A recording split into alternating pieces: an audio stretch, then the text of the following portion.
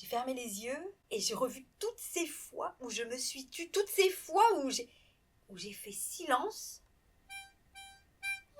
et j'ai dit non.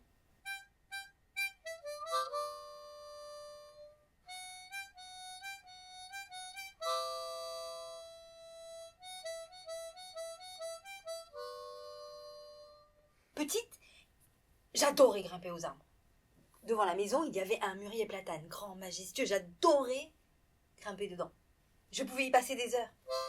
Parfois, je montais tout en haut et je dominais la maison. Parfois, je grimpais juste assez haut pour avoir des branches solides. Je m'asseyais.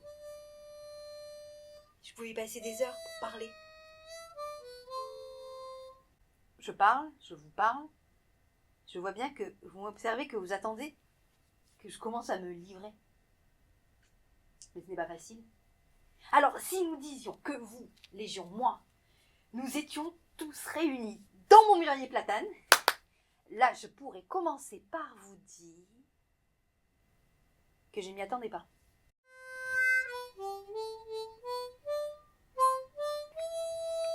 Je ne m'y attendais pas. Pourtant, j'aurais pu. J'aurais dû anticiper. C'est vrai, tout était parfait. L'endroit était beau. Lui, il est là, juste là. Il me regarde avec un grand sourire. Je le vois se baisser. Pas violent, pas pressant. Rien qui m'oblige à me sentir dans cet état-là. Comment est-ce que j'en suis arrivée à me sentir dans cet état-là? Précisément, je le sais. Mais comment est-ce que j'en suis arrivée à me rendre dans cet état-là? Précisément, pourquoi j'ai dirigé ma vie pour la mener à ce moment-là, précisément, qui me donne envie de mourir?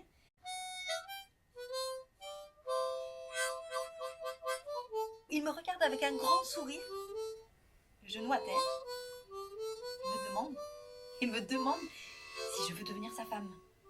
Ce n'est pas ce qui m'a fissuré. Ce qui m'a fissuré, c'est ce que j'ai failli dire, ce que j'ai failli répondre. Oui, Légion.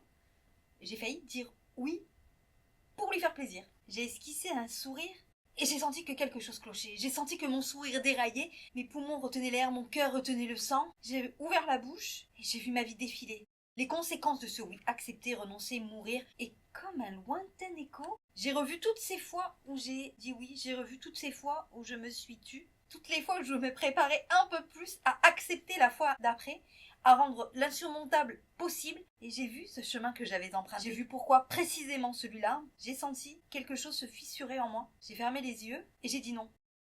Crier n'était certainement pas la meilleure manière de lui dire. Lui, il n'a rien dit, il est resté là.